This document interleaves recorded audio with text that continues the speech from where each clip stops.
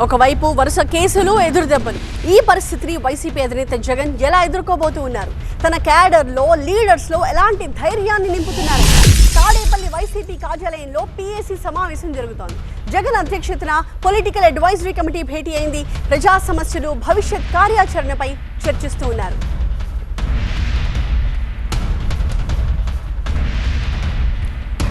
వరుస కేసులు అలాగే ఎదురుదెబ్బల్ని వైసీపీ ఏ రకంగా ఎదుర్కోబోతోంది, ఏ రకంగా ఈ పరిస్థితిని అధిగమించాలి, ఫేస్ చేయాలి అన్న విషయంలో వైసీపీ అధినేత జగన్ క్యాడర్కి, నేతలకి దిశానిర్దేశం చేస్తూ ఉన్నారు. వాళ్లలో ధైర్యం నింపే ప్రయత్నం జరుగుతోంది. తాడేపల్లి వైసీపీ ఆఫీస్లో పీఏసీ సమావేశం జరుగుతోంది. జగన్ అధ్యక్షతన పొలిటికల్ అడ్వైజరీ కమిటీ భేటీ అయింది.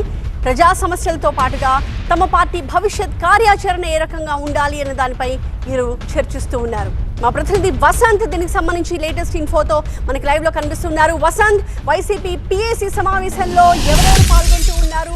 ప్రధానంగా జగన్ నేతలకు, క్యాడర్కు ఎలాంటి దిశానిర్దేశం చేస్తూ ఉన్నారు? వాళ్ళల్లో ధైర్యం నింపడానికి ఎలాంటి ప్రయత్నాలు జరుగుతున్నాయి?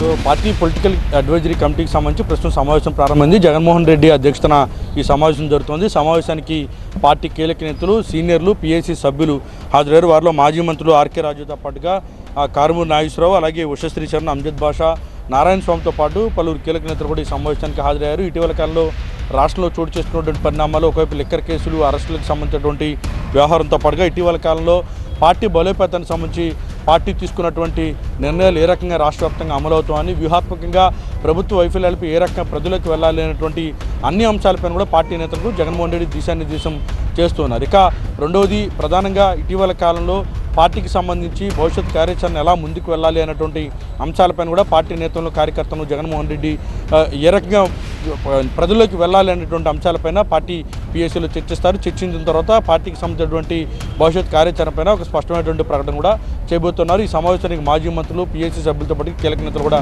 హాజరయ్యారు. ఇటీవల లిక్కర్ కేసుకి సంబంధించినటువంటి వ్యవహారం రాష్ట్ర వ్యాప్తంగా కూడా దుమారం రేపుతోంది.